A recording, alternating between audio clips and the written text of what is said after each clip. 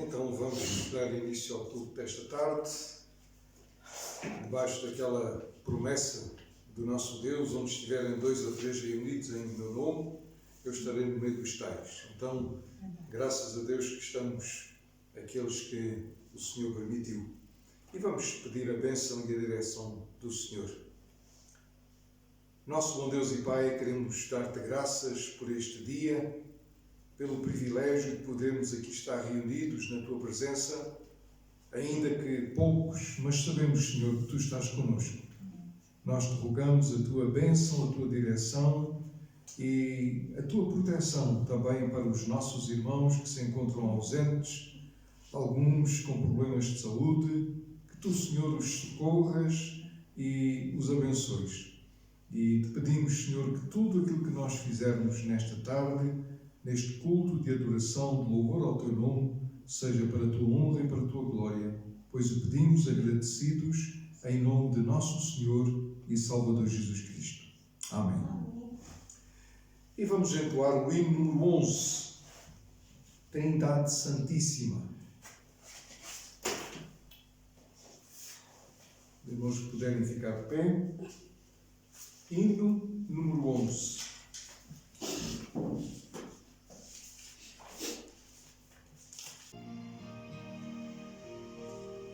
Santo, Santo, Santo, Deus onipotente, louvo nossas vozes teu nome com fervor. Santo, Santo, Santo, justo e compassivo,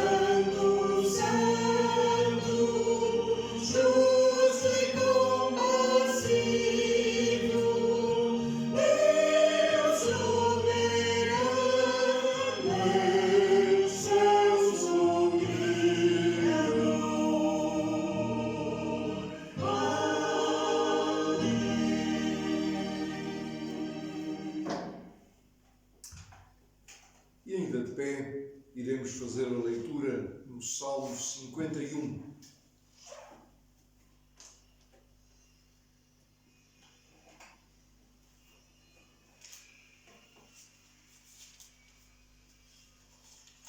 Salmo 51. e eu farei esta leitura. Diz-nos assim a palavra do Senhor. Tem misericórdia de mim, ó Deus, segundo a tua benignidade. Apaga as minhas transgressões, segundo a multidão das tuas misericórdias. Lava-me completamente da minha iniquidade e purifica-me do meu pecado. Porque eu conheço as minhas transgressões e o meu pecado está sempre diante de mim. Contra ti somente pequei e fiz o que a teus olhos é mau, para que sejas justificado quando falares e puro quando julgares. Eis que em iniquidade fui formado e em pecado me concebeu minha mãe. Eis que amas a verdade no íntimo e no oculto me fazes conhecer a sabedoria. Purifica-me com hisope e ficarei puro. Lava-me e ficarei mais alvo do que a neve. Faz-me ouvir júbilo e alegria, para que gozem os ossos que tu quebraste. Esconde a tua face dos meus pecados e apaga todas as minhas iniquidades. Cria em mim, ó Deus, um coração puro e renova em mim um espírito reto. Não me lances fora da tua presença, não retires de mim o teu espírito. Torna a dar-me a alegria da tua salvação e sustém-me com o espírito voluntário. Então ensinarei aos transgressores os teus caminhos e os pecadores a ti se converterão. Livra-me dos crimes de sangue, ó Deus, Deus da minha salvação, e a minha língua louvará altamente a tua justiça. Abre, Senhor, os meus lábios, e a minha boca entoará o teu louvor. Porque te não comprases em sacrifícios, senão eu os daria. Tu não te deleitas em holocaustos. Os sacrifícios para Deus são o espírito quebrantado. A um coração quebrantado e contrito não desprezarás, ó Deus. Abençoa a Sião segundo a tua boa vontade. Edifica os muros de Jerusalém. Então te agradarás de sacrifícios de justiça, dos holocaustos, das ofertas queimadas. Então se oferecerão novilhos sobre o teu altar. Que Deus abençoe a leitura da sua palavra. Podem sentar os irmãos e vamos ter uma palavra de oração. Bondoso Deus e nosso Pai, queremos agradecer-te pelo privilégio de podermos aqui estar reunidos na tua presença e, ó Pai, neste momento, abrindo o nosso coração na tua presença, reconhecendo o nosso pecado, a nossa fraqueza e pedindo, Senhor, que nos perdoes de todos os nossos pecados, que nos limpes de toda a iniquidade, que os nossos corações fiquem mais alvos do que a neve, e isto não porque somos merecedores, mas pelo sacrifício do teu Filho unigênito na cruz do Calvário, onde ele verteu o seu sangue precioso e inocente, se fez pecado por nós para nos purificar e nos limpar de toda a injustiça. Senhor Deus e Pai, continua connosco nesta tarde e pedimos que a tua palavra, que será lida, exposta, ela fala aos nossos corações, pois o rogamos com ações de graças em nome de nosso Senhor e Salvador Jesus Cristo. Amém. E com parte do nosso culto e em gratidão ao Senhor, eu convido a fazermos o levantamento do ofertório. Eu passo à nossa irmã Laís que faça o levantamento do ofertório.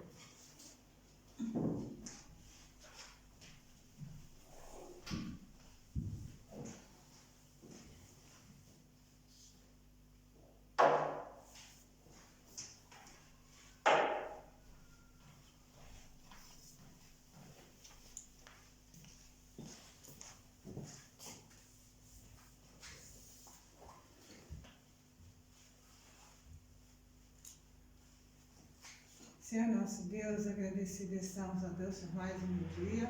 O Senhor tem nos concedido, Senhor Deus, e por mais uma oportunidade de estarmos aqui na Tua casa, Senhor.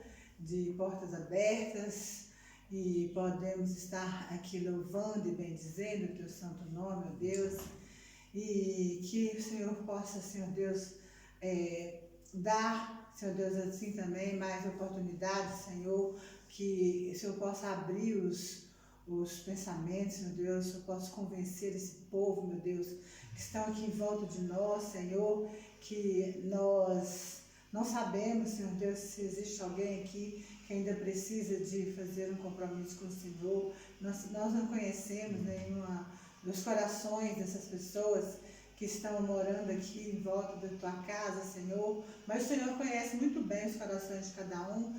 Possa convencê-los, ó Deus, da tua promessa, da tua palavra, Senhor.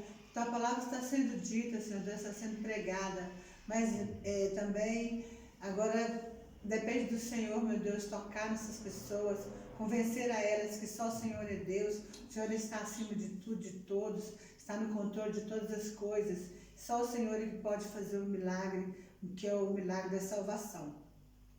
Nós queremos te agradecer por as ofertas que foram colocadas aqui, Senhor Deus, para honra e glória do teu nome, para também conservar, Senhor Deus, a tua casa aqui neste lugar, ó Deus, e para que tudo possa ser feito, Senhor Deus, para a honra e glória do teu santo nome, Senhor, porque só o Senhor é digno de toda honra, de toda glória, e só estamos aqui, Senhor Deus, na tua presença, Senhor Deus, para este fim, para louvar e bendizer o teu santo nome, Senhor Deus. E agora eu te peço em nome de Jesus, aquelas pessoas que passarem na rua, que ouvirem a tua palavra, aquelas pessoas, Senhor Deus, que estão aqui perto, que o Senhor possa convencer cada uma, que só o Senhor é que pode fazer todas as coisas. E colocamos tudo nas tuas mãos, pedindo mais uma vez perdão pelos nossos pecados, nossas faltas, aumenta a nossa fé em ti, Senhor Deus, fortalece o nosso espírito, para que possamos ser dignos de ser chamados teus filhos e de herdar a vida eterna com o Senhor aí na glória. Nós te agradecemos, te entregamos tudo, em nome de Jesus, amém. Amém. Vamos continuar a louvar ao Senhor entoando o hino número 13. Hino número 13.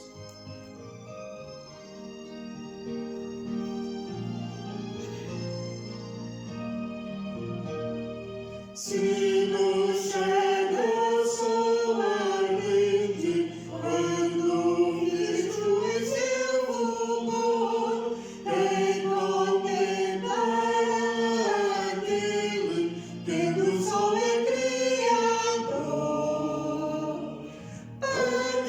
Patriarcas não puderam o seu rosto contemplar, nem Adão chegou a vê-lo antes mesmo de pecar.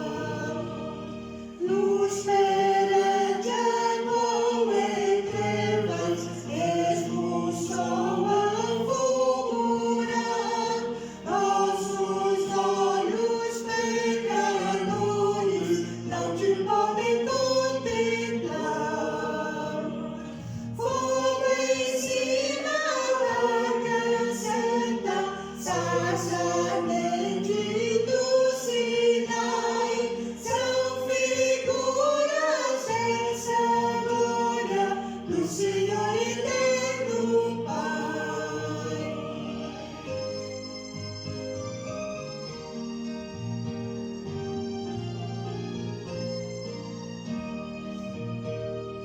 Para que luz nos ele, franca e doce comunhão, Cristo Filho fez-se carne, fez-se nossa redenção.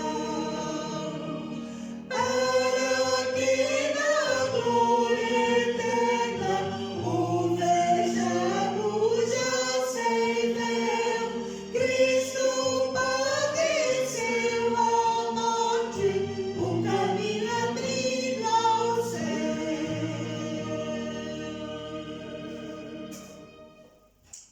Amém. Podemos entrar.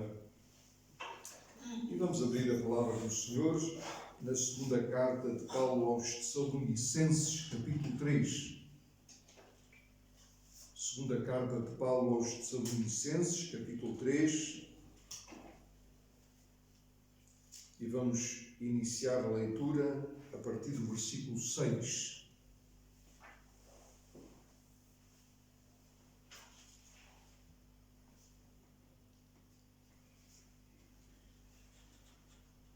Diz assim a palavra do Senhor: Mandamo-vos, porém, irmãos, em nome de nosso Senhor Jesus Cristo, que vos aparteis de todo o irmão que andar desordenadamente e não segundo a tradição que de nós recebeu, porque vós mesmos sabeis como convém imitar-nos, pois que não nos houvemos desordenadamente entre vós, nem de graça comemos o pão de homem algum, mas com trabalho e fadiga, trabalhando noite e dia, para não sermos pesados a nenhum de vós.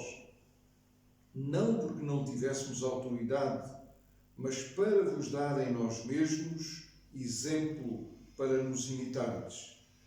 Porque, quando ainda estávamos convosco, vos mandamos isto, que se alguém não quiser trabalhar, não coma também. Porquanto ouvimos que alguns entre vós andam desordenadamente, não trabalhando, antes fazendo coisas vãs. A esses tais, porém, mandamos e exortamos por nosso Senhor Jesus Cristo, que trabalhando com sossego, comam o seu próprio pão. E vós, irmãos, não vos canseis de fazer o bem. Mas se alguém não obedecer à palavra por esta carta, notai o tal e não vos mistureis com ele, para que se envergonhe. Todavia, não tenhais como inimigo, mas admoestai-o como irmão. Ora, o mesmo Senhor da paz vos dê sempre a paz de toda a maneira. O Senhor seja com todos vós. Saudação da minha mão, de mim, Paulo, que é o sinal em todas as epístolas que escrevo. A graça de nosso Senhor Jesus Cristo seja com todos vós. Amém. Vamos orar mais uma vez. Senhor nosso Deus e nosso Pai Celestial, agora, ao nos abeirarmos da Tua Palavra, o fazemos em submissão, em humildade, rogando, Senhor, que o Teu Santo Espírito ilumine a nossa mente e que a Tua Palavra seja aplicada às nossas vidas. Ó Senhor, conheces as necessidades de cada um, conheces as necessidades da Tua Igreja neste lugar e pedimos, Senhor, que venhas em nosso auxílio e que tenhas misericórdia de nós. Pedimos pelos nossos irmãos que estão ausentes por motivos de saúde. Nos lembramos do nosso irmão presbítero João Tiago, da irmã Zulmira, a irmã Carmilde, a irmã Adélia. Também, Senhor, te rogamos pela vida da nossa irmã Celeste, do pastor João Nunes. Tem misericórdia, Senhor, dos teus filhos e reaviva a sua fé, fortalece-os na graça que há em Cristo Jesus, nosso Senhor. Nós te pedimos pelas igrejas do nosso presbitério, pelos seus pastores, que tu abençoes cada trabalho.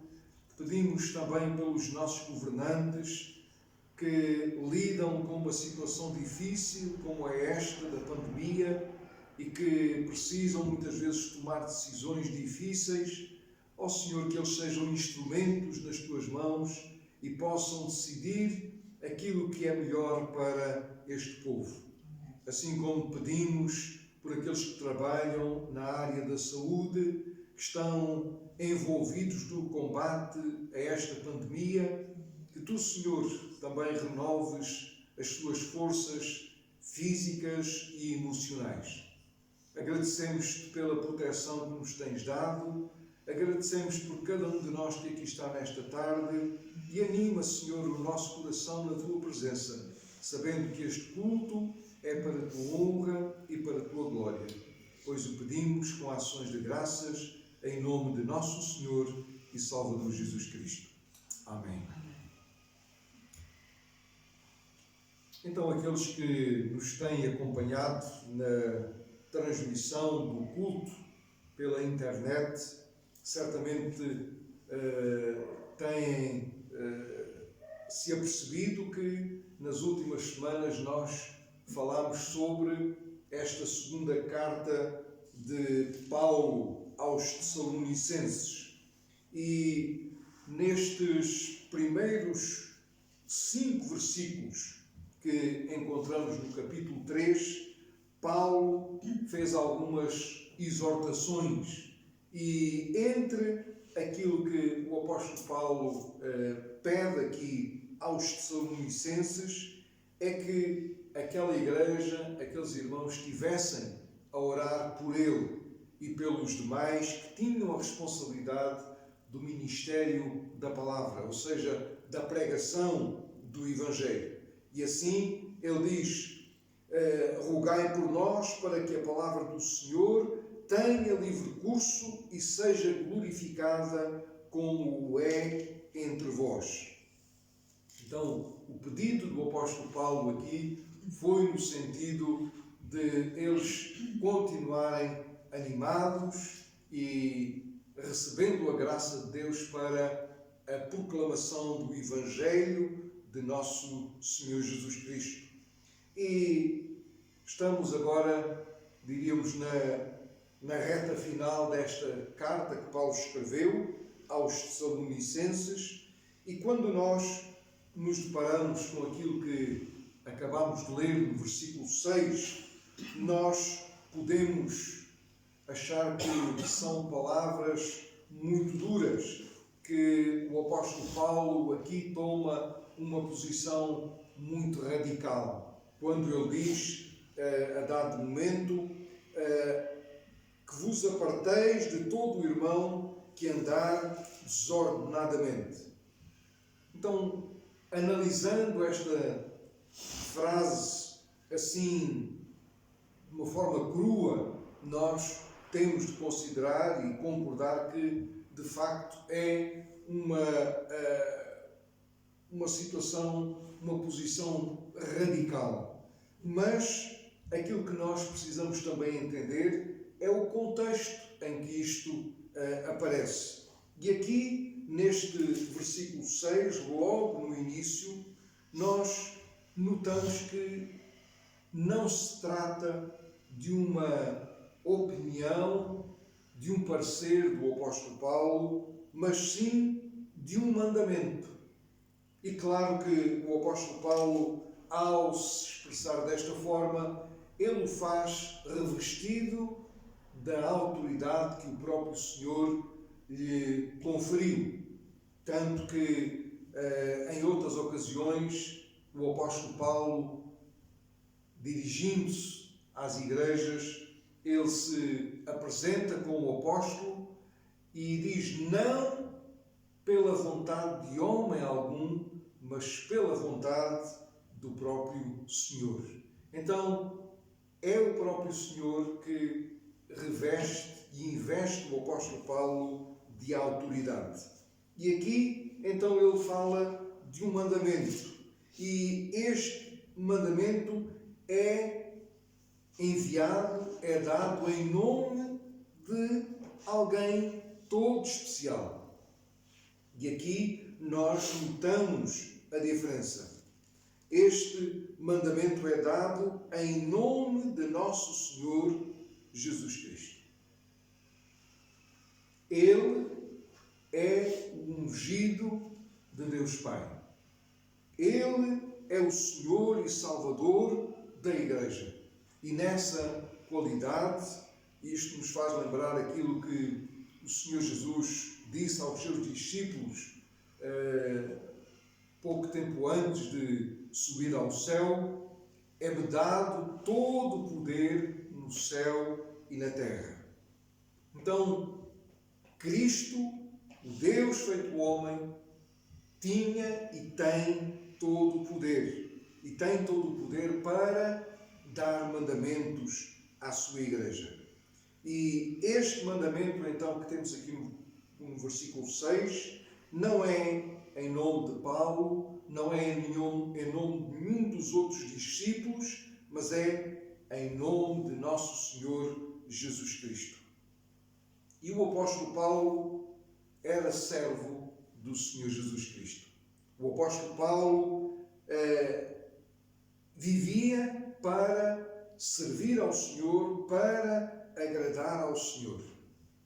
E isto nos lembra aquilo que encontramos na carta que ele escreveu aos Gálatas, no capítulo 1, versículo 10.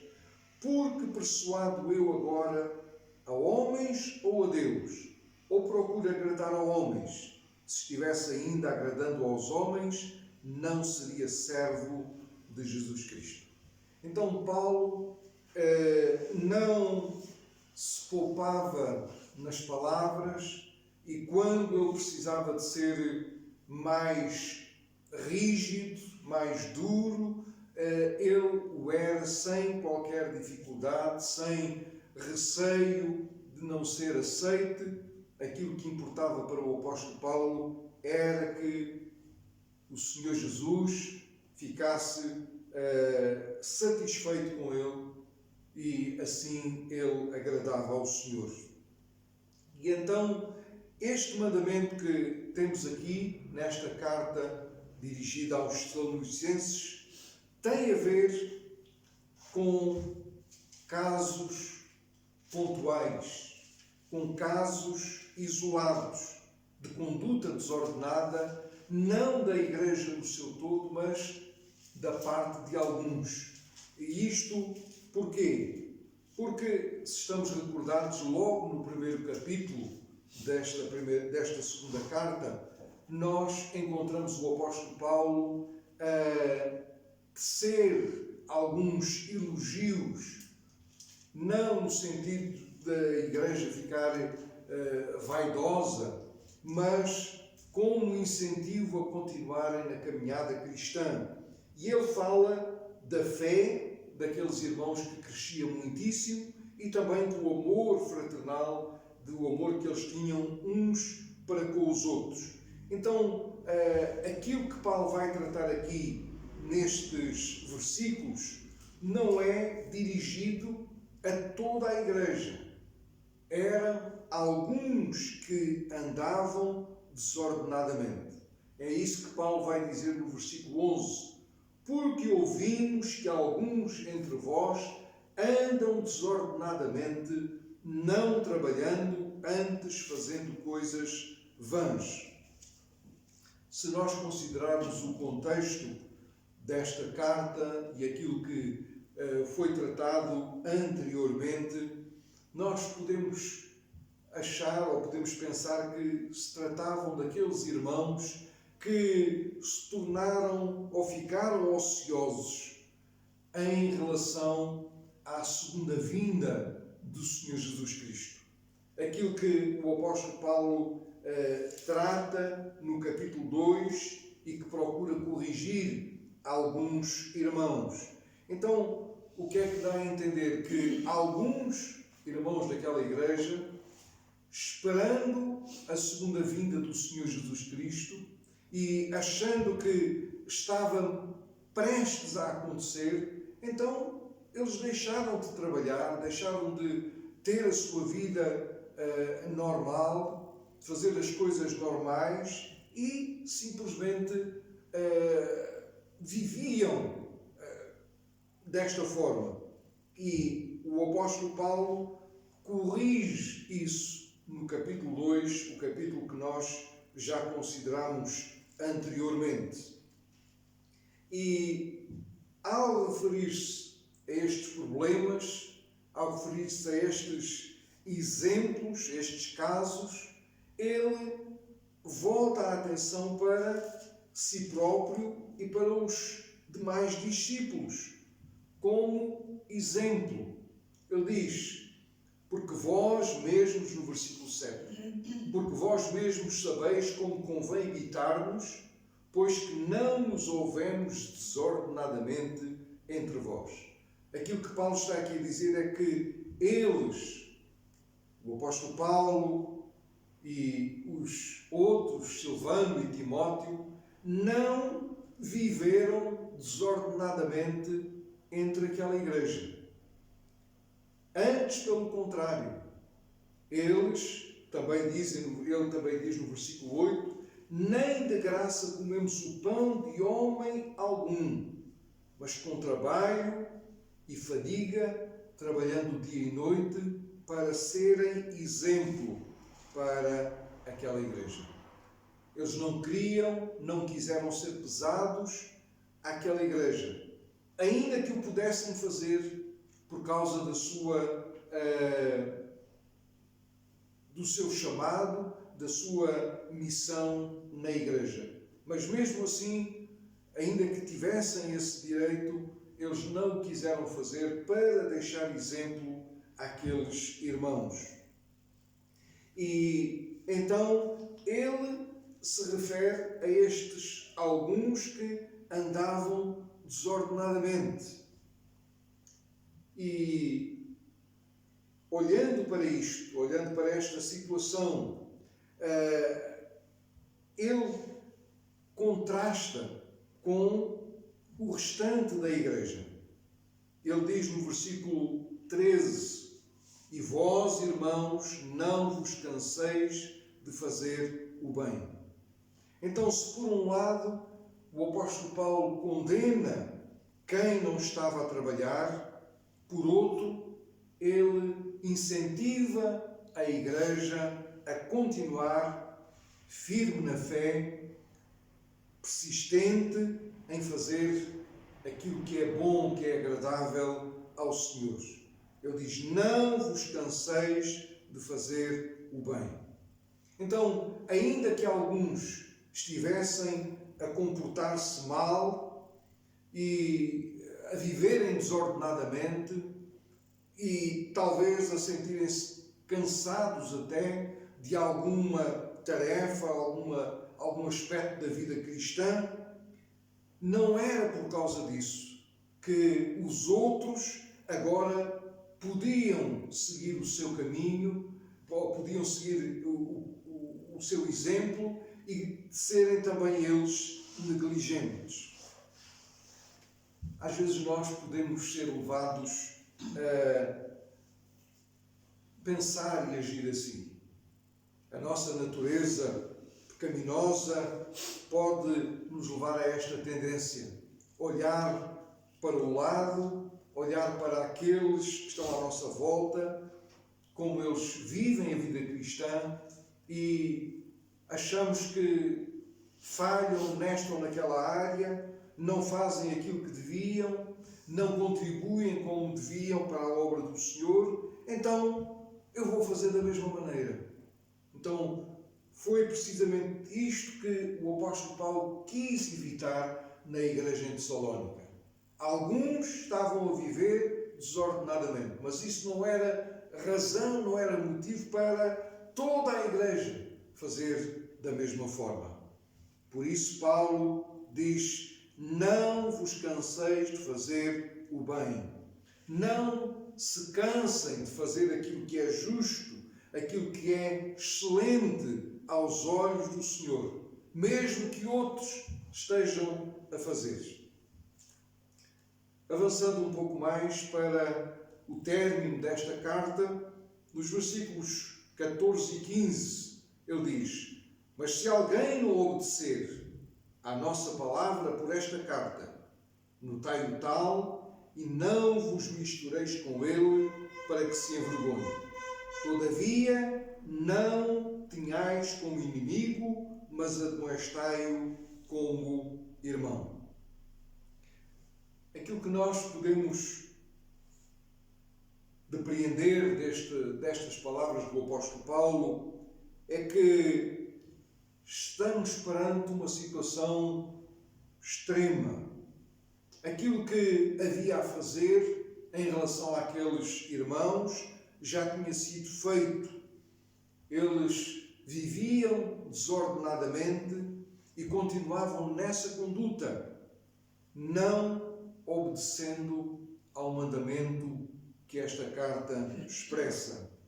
Eles já tinham sido advertidos, certamente pelos missionários quando o Evangelho chegou a Tessalónica, quando eles foram confrontados com a mensagem do Evangelho, uma mensagem transformadora.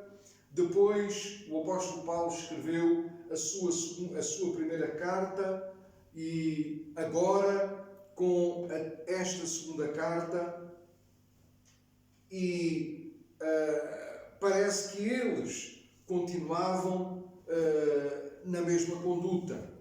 E aquilo que Paulo alerta aqui é para que a Igreja continue a considerá-los como irmãos, não como inimigos. Aquilo que nós podemos dizer é que estamos aqui perante um exercício de disciplina eclesiástica, disciplina na Igreja, uma das marcas da Igreja cristã reformada. A disciplina na Igreja. Tudo aquilo que precisava ser feito foi feito, não estava a resultar, agora era preciso uma medida mais severa, mais dura, mais radical, com o propósito de correção, com o propósito de levar aqueles irmãos ao arrependimento e trazê-los de volta aos bons costumes e princípios cristãos. Então, Paulo chama a atenção da Igreja para este aspecto, que era preciso tomar outras medidas. Ele diz no versículo 14: notai o tal e não vos mistureis com ele, para que se envergonhe. É um passo difícil, mas que foi necessário dar para correção, para disciplina na Igreja. E, como eu já referi, isto tendo como propósito a restauração daqueles irmãos. Paulo, então, entra na última parte desta sua epístola e expressa o seu desejo para aquela igreja, que o Senhor da paz dê sempre paz a eles. Ora, o mesmo Senhor da paz vos dê sempre a paz de toda a maneira. O Senhor da paz é o nosso Senhor e Salvador Jesus Cristo. Foi Ele que estabeleceu a paz através da cruz, onde Ele entregou a sua vida em nosso resgate. É Ele próprio que comunica essa mesma paz a cada um de nós. Quando Ele disse aos seus discípulos: deixe-vos a paz, a minha paz vos dou. Esta paz que inunda e deve encher os nossos corações. E nesta paz que só o Senhor Jesus nos pode dar, está também a comunhão sadia que deve existir no seio da Igreja. Versículo 17: saudação da minha própria mão, de mim, Paulo, que é o sinal em todas as epístolas que escrevo. Aquilo que era costume naqueles dias era alguém ditar e outro escrever a carta. E era prática comum, no caso de Paulo, ele ter alguém para escrever as suas cartas. Mas aqui a preocupação do apóstolo Paulo, no final da carta, escrever com o seu próprio punho, com a sua própria mão, dando autenticidade àquilo que estava escrito, para que aquela igreja não ficasse com dúvidas em relação àquilo que tinha sido acabado de escrever. como se fosse intenção de Paulo retirar qualquer dúvida do coração daqueles irmãos. Disse: não, aquilo que está aqui escrito é isto mesmo e o faço pela minha própria mão. E depois, no final, Paulo diz: a graça de nosso Senhor Jesus Cristo seja com todos vós. Amém. Finalmente, a bênção. E nesta bênção sobressai a graça do Senhor Jesus Cristo. Sempre nas nossas vidas, a graça do Senhor Jesus Cristo ocupa um lugar de relevo, de destaque. Somos o que somos pela graça do Senhor. E era isso que o apóstolo Paulo desejava para aquela igreja: a graça do Senhor Jesus Cristo.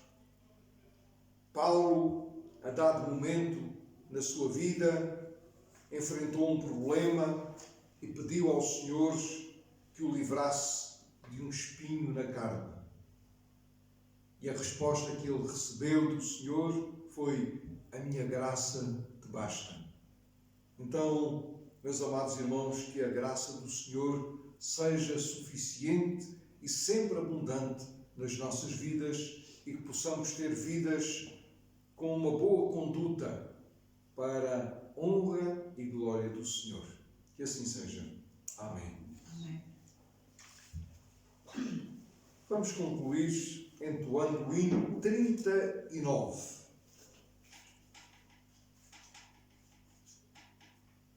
Hino 39.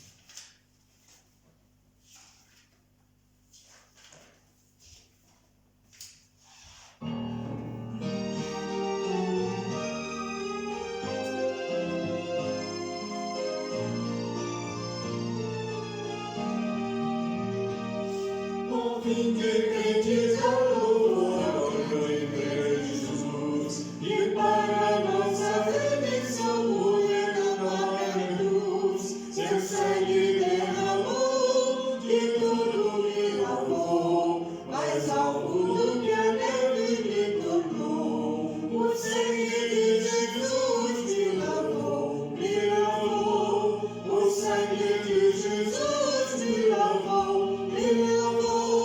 Alegre cantarei, louvores ao meu Rei, ao meu Senhor Jesus que me salvou.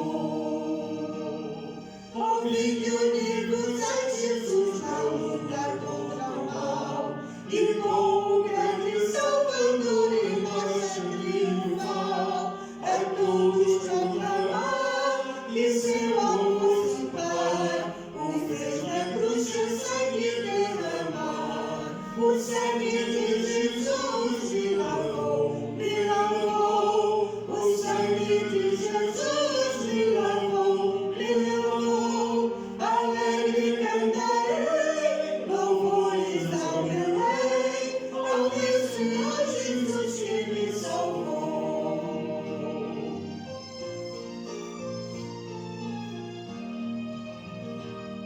O chefe da milícia é Jesus, meu Salvador, o Rei dos Reis, o Redentor eterno, Senhor.